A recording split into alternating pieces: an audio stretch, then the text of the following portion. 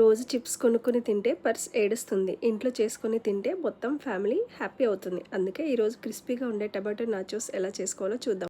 దాంతో పాటుగా రేపు శనివారం త్రయోదశి సందర్భంగా సంతాన సౌభాగ్యం కోసం శాస్త్రంలో చెప్పిన ఒక మంచి పరిహారం గురించి కూడా తెలుసుకుందాం. ముందుగా 2 బాగా పండిన టమాటాలు తీసుకొని మిక్సీలో వేసి స్మూత్ పల్ప్ చేసుకొని ఒక బౌల్లోకి తీసుకొని కప్పు గోధుమ పిండి, హాఫ్ కప్పు ఉప్మా రవ్వ, తగినంత సాల్ట్, కారం, చిటికెడు పసుపు వేసి అన్నీ బాగా కలుపుకొని చపాతీ పిండిలాగా కలుపుకొని హాఫ్ అన్ అవర్ రెస్ట్ ఇవ్వాలి. ఎందుకంటే పిండికి కొంచెం రిలాక్స్ కావాలి కదా, మనకే కాదు పిండికి కూడా రెస్ట్ అవసరమే. మిగతా ప్రాసెస్ అంతా వీడియోలో చూసేయండి. ఇప్పుడు పరిహారం గురించి తెలుసుకుందాం. మన జీవితంలో ఎన్నో సమస్యలు, ఎంత కష్టపడినా నెరవేరని కోరికలు, కొందరికి సంతానం కోసం ఎదురుచూపులు, మరికొందరికి ఉద్యోగం, వివాహం, ఆరోగ్యం, ఆర్థిక ఇబ్బందులు. అలాంటి వారి కోసం శనివారం రోజున త్రయోదశి తిథి కలిసి వచ్చిన రోజును శని త్రయోదశి అంటారు. శుక్లపక్షంలో అయినా కృష్ణపక్షంలో అయినా ఈ రోజు అత్యంత పవిత్రమైన రోజుగా భావించబడుతుంది.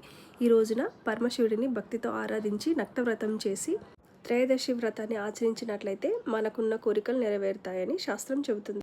ముందుగా బ్రహ్మ ముహూర్తంలో నిద్ర లేచి స్నానం చేసి ఉదయిస్తున్న సూర్య భగవానులో పరమేశ్వరుని ధ్యానిస్తూ, పరమేశ్వర, ఈరోజు నేను త్రయోదశి వ్రతాన్ని భక్తి శ్రద్ధలతో ఆచరిస్తున్నాను, నా వ్రతాన్ని స్వీకరించి నన్ను అనుగ్రహించు అని సంకల్పం చేసుకోవాలి.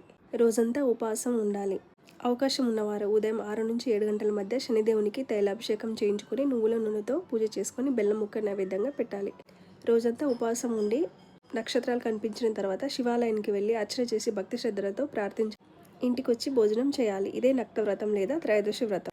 ఈ వ్రతాన్ని 24 త్రయోదశులు పూర్తి చేస్తే భక్తులు కోరుకున్న ధర్మబద్ధమైన కోరికలు నెరవేరుతాయని విశ్వాసం. నచ్చితే ట్రై చేయండి.